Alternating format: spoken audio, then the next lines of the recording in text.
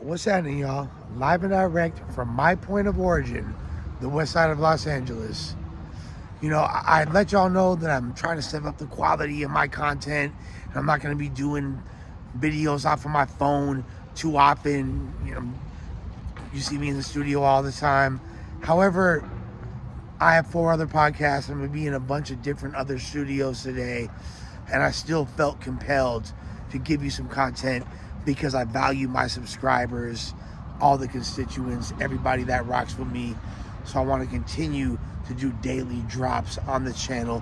The only way that I'd be able to do that is if I shot it off my phone.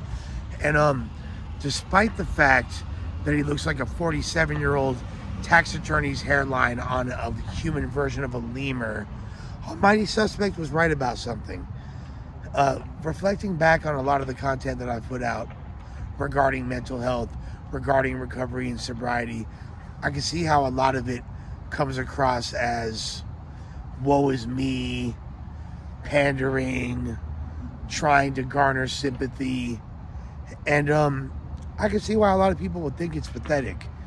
My whole thought process in doing content was to be transparent. I'm going to give you my life, and I've always been this way, good, bad, or ugly. Now, obviously, when things are going good, I'm going to make it look great. When things are going bad, maybe I make it look worse than it really is. I can't really help that. It's what T-Rail always say, I'm a Gemini, I'm a Sagittarius. It's within my nature as a Sagittarius rooster to move like that. Sagittarius born in the Chinese calendar year of the rooster, to move like that. I can't help but put a little bit of extras on everything. However, something that I realized upon looking at the content that he was really right about was, just what could be perceived as excessive complaining and, looking sad and desperate about my situation. The whole thought processes behind it for me was, I'm going to always give y'all the good, the bad, the ugly. That's it, I might have put extras on it, but this was me being me. However, I do not want to garner sympathy. You shouldn't feel bad for me. I had every advantage in life.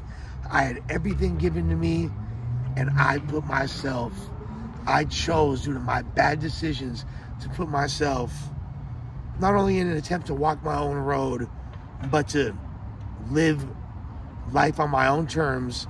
I made a lot of mistakes and put myself in through a lot of turmoil that was unnecessary, that someone born into what I was born into shouldn't and doesn't need to ever have to endure and experience.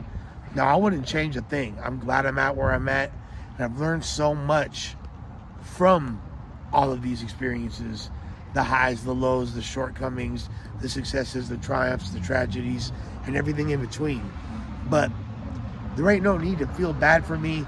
And as I gain more and more self-awareness, or at least attempt to, I don't want to be someone that people feel this unnecessary like sympathy or pity towards. Like, I put myself in bad situations based on my own choices, and I have suffered the repercussions. My story could be inspirational, or it could be a cautionary tale, however you perceive it. And I'm going to do the best that I possibly can to improve. And every time I get knocked down, I'm going to get back the fuck up. You feel me? I never even envisioned myself living this long. I should have never gone down several pathways that I did, but I'm here. As the saying goes, we make plans and God laughs. So this was the path that God had laid out for me, that I happened to embark upon. And at the end of the day, no regrets, no complaints. You ain't got to feel bad for me. I'm on the up and up, and I'm going to continue to give y'all the whole entirety of my existence. But don't cry for me, Argentina. You ain't got to feel bad. You feel me? You ain't got to feel bad for a player. And if you don't, and if you think that, I'm somebody that's this privileged kid that had everything handed and mess up every opportunity that was put in my way, I can understand that perspective too. But what y'all need to realize is addiction does not discriminate, doesn't care about race, age, gender, orientation, or socioeconomic status. Some of the most fucked up individuals I know with the worst addictions are from privileged environments.